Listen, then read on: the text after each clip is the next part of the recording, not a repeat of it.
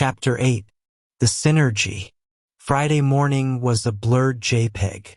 Arthur sat at his desk, staring at the statement of work for Elena Rostova. The document was simple, a 3-page outline of the data architecture consulting role. He needed to draft the technical scope, the timeline, and the fee structure. It should have taken him 40 minutes. He had been staring at the cursor for 3 hours. Blink, blink, blink. The cursor was mocking him. The problem was the dampening field. Arthur was currently operating on 1,200 milligrams of gabapentin daily, 300 milligrams every 4 hours, with an extra loading dose at night to combat the insomnia. The static in his leg was gone. The sensory noise of the office was gone. The anxiety was gone. But so was his edge. His brain felt like it was wrapped in heavy velvet. He would form a thought, structure the SQL query by client ID, but by the time the signal traveled from his cortex to his fingers, it dissipated like smoke. He was calm, but he was slow. He was comfortable, but he was stupid. Cognitive latency, 400 milliseconds, Arthur estimated. Unacceptable. He looked around the office. The colors seemed muted, washed out by the chemical gray scale of the gabapentin. Then, a flash of yellow caught his eye. Miller was standing at his standing desk, a new addition, talking loudly into a headset while bouncing on the balls of his feet. Miller was vibrating. His energy wasn't the jagged, anxious frequency of stress. It was the rhythmic, driving frequency of amphetamines. Arthur watched as Miller reached for a translucent orange bottle sitting openly on his desk, next to a bobblehead.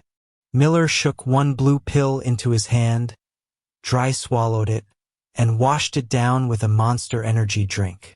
Amphetamine, dextroamphetamine, mixed salts, Arthur analyzed instantly. 10 milligrams or 20 milligrams. Immediate release. Miller hung up the phone and looked at Arthur. Vane, you good? You look like you're buffering.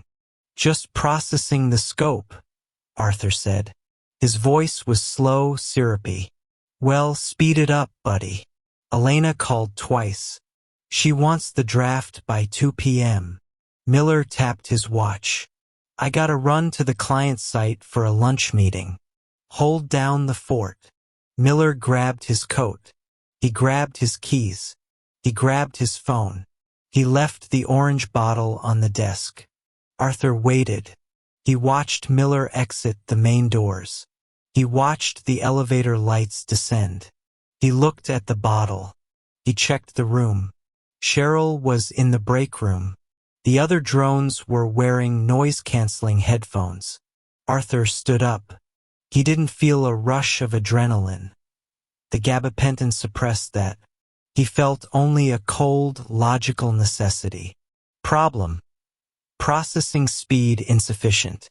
Solution: overclock the CPU. He walked over to Miller's desk, ostensibly to drop off a file. He moved with the fluid, heavy grace of the sedative. He reached out. His hand didn't shake. He popped the cap, tipped the bottle.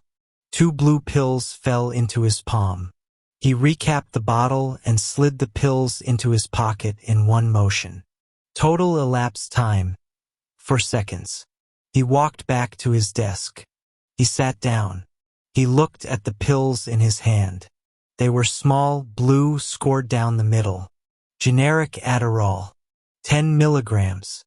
Arthur checked his internal state. He was currently washing in a sea of GABA, the break. He was about to introduce a flood of dopamine and norepinephrine, the gas. Hypothesis: the gabapentin will neutralize the jittery, physical anxiety of the Adderall. The Adderall will cut through the cognitive fog of the gabapentin. Projected result: perfect equilibrium. He put one blue pill in his mouth. He crunched it between his molars to break the time-release coating, turning it into an immediate-release powder. The taste was bitter chemical sugar. He swallowed. He saved the second pill for later. He looked at the clock. 11:15 a.m. He waited. The onset was different from the caffeine. Caffeine was a dirty vibration. This was a cleaning crew. At 11:35 a.m., the lights in the room got brighter, but not painful. The edges of objects sharpened. The velvet in his brain didn't dissolve.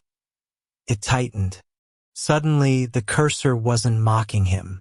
It was waiting for orders. Arthur placed his hands on the keyboard. He began to type. It wasn't just typing. It was transcription. The structure of the contract appeared in his mind as a complete, glowing schematic. He didn't have to search for words. The words were just there, queued up in a buffer, ready to be fired. Scope of work, data hygiene protocols, latency reduction strategies. He typed for 45 minutes without lifting his hands. He didn't blink. He didn't breathe. He was a conduit for pure information. The anxiety that usually accompanied stimulants, the chest tightness, the paranoia, was completely absent.